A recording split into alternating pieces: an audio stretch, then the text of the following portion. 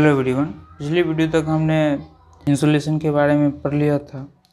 आज की इस वीडियो में हम एक नए टॉपिक की शुरुआत करेंगे, एटमॉस्फेयर यानी कि वायुमंडल। तो वीडियो में आगे बढ़ने से पहले अगर आप चैनल पर पहली बार आए तो चैनल को ज़रूर सब्सक्राइब करें।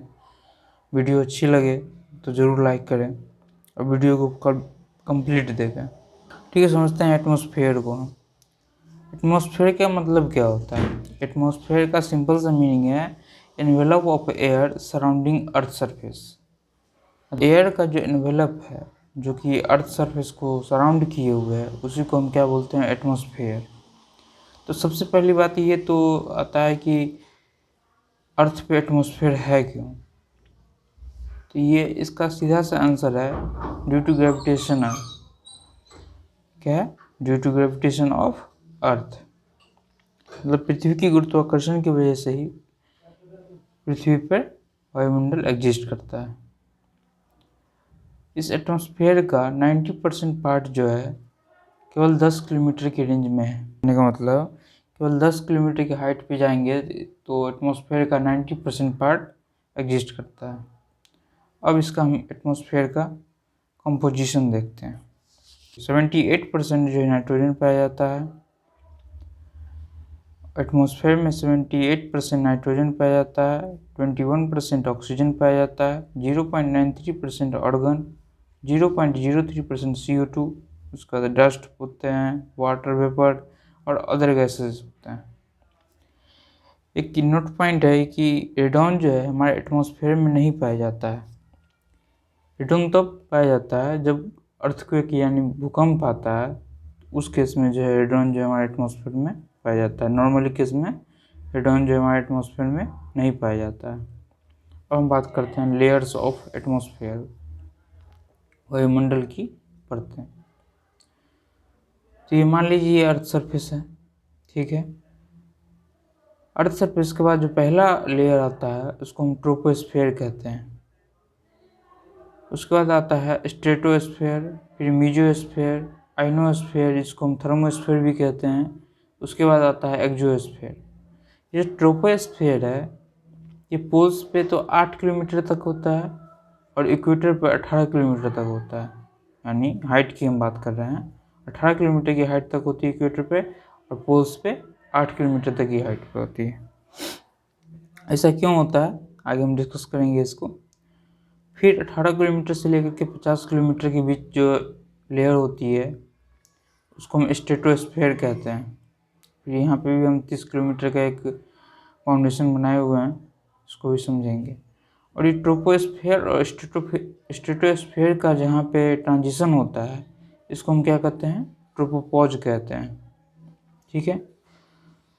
फिर 50 किलोमीटर से 80 किलोमीटर के बीच क्या आता है? मीजोस्फेयर।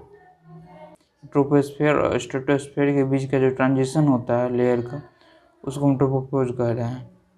फिर स्ट्रेटोस्फेयर और मीजोस्फेयर के बीच की जो लेयर होती है उसको हम क्या कहते हैं? स्ट्रेटोपॉज।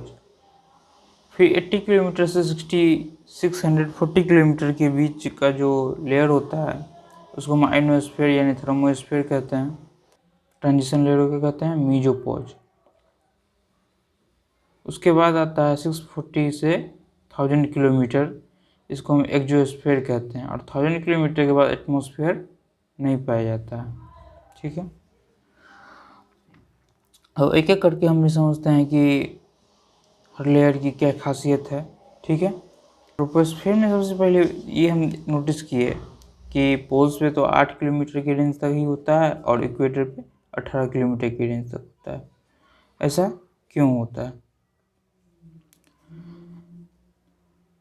क्योंकि इक्वेटर पे जो होता है ग्रेविटेशन फोर्स जो होता है कम होता है, लेकिन पोल्स पे ग्रेविटेशन जो होता है ज़्यादा होता है। और ग्रेविटेशन ज़्यादा होगा तो वो एटमॉस्फेयर को अपनी तरफ ज़्यादा अट्रैक्ट करेगा।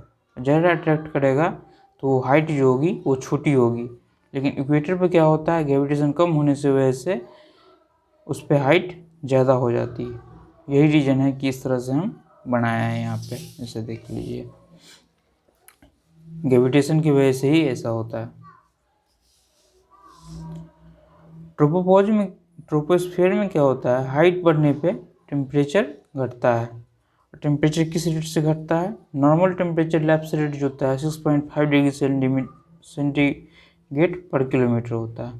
कहने का मतलब अगर आप 1 किलोमीटर से ऊपर जाएंगे तो 6.5 डिग्री सेल्सियस जो है टेम्परेचर कम हो जाएगा।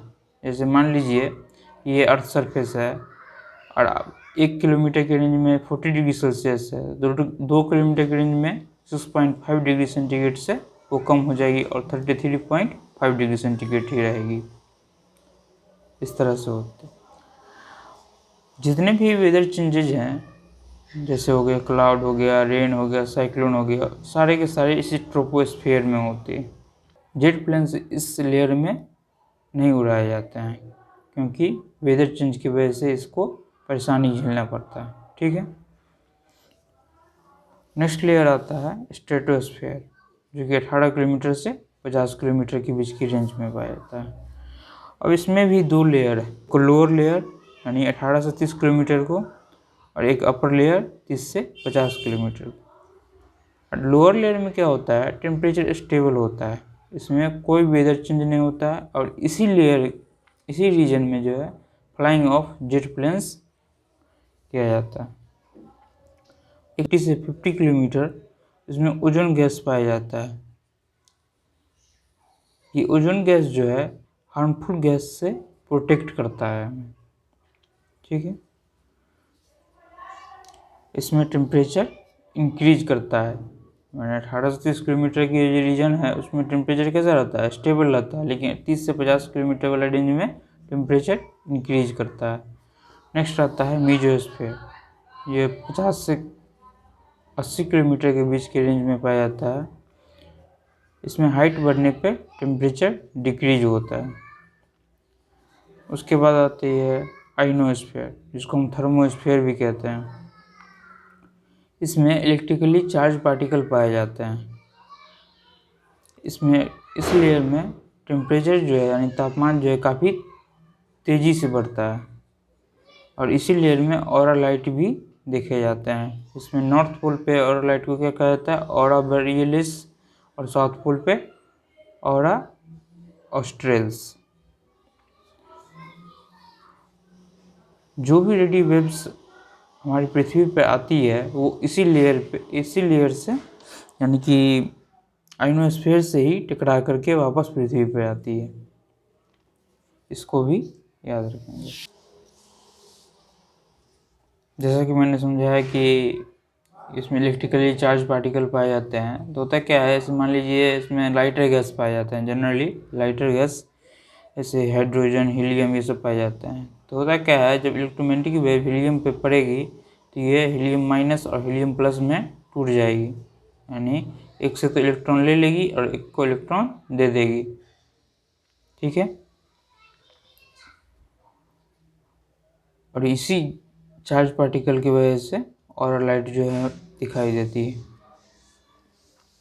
इस 0 से 80 किलोमीटर के बीच में तो हैवी गैस पाया जाता है, लेकिन इससे ऊपर जो है लाइटर गैस पाया जाता है। उसके बाद आता है नेक्स्ट लेयर एक्सोस्फीयर, जिसका हाइट कितना बीच है, 640 से लेकर के 1000 किलोमीटर के बीच।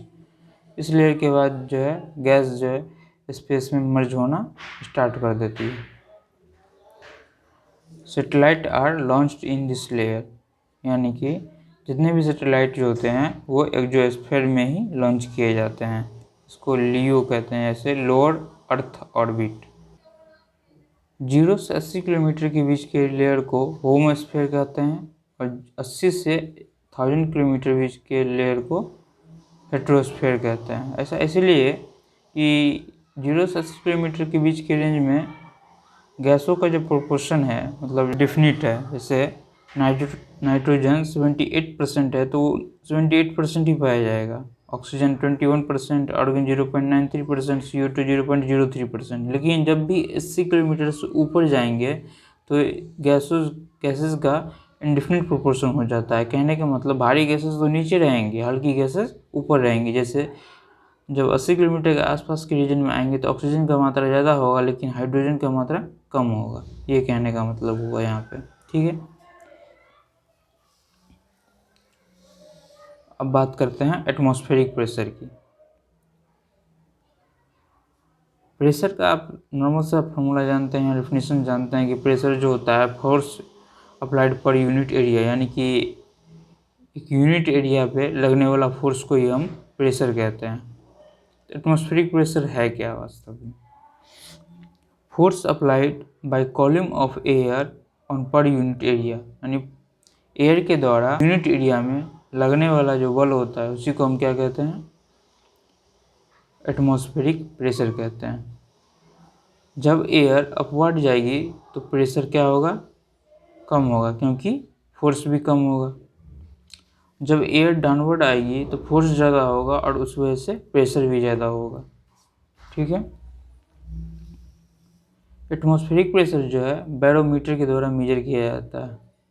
760 mm of Hg in barometer, ये जो है स्टैंडर्ड प्रेशर माना जाता है सी लेवल पे। सी लेवल पे इसलिए क्योंकि होमोजेनियस सरफेस होता है, लेकिन कॉन्टिनेंट्स जो होता है वो एक हेट्रोजेनियस सरफेस होता है, तो हर जगह अलग अलग प्रेशर होगा। इस वजह से सी लेवल को ही, यानी सागर के तल को ही रेफरेंस मान के स्टैंडर्ड प्रेशर डिफाइन किया गया है। अब बात आता है relation between temperature and atmospheric pressure. जैसे मान लीजिए यहाँ पे दो केस लेते हैं। एक केस वो लेते हैं जब अर्थ पे टेम्परेचर ज़्यादा है, और दूसरा केस अर्थ पे टेम्परेचर कम है। ठीक है।